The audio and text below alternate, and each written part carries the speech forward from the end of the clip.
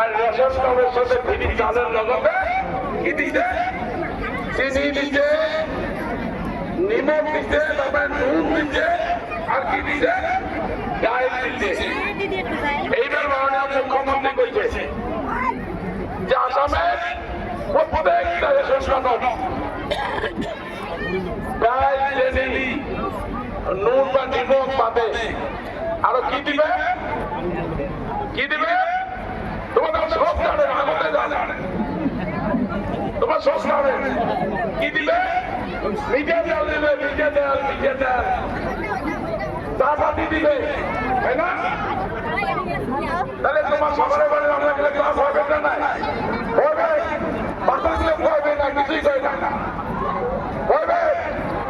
গতিকে এই সরকার গণায় চাউল দেয় ডাল দেয়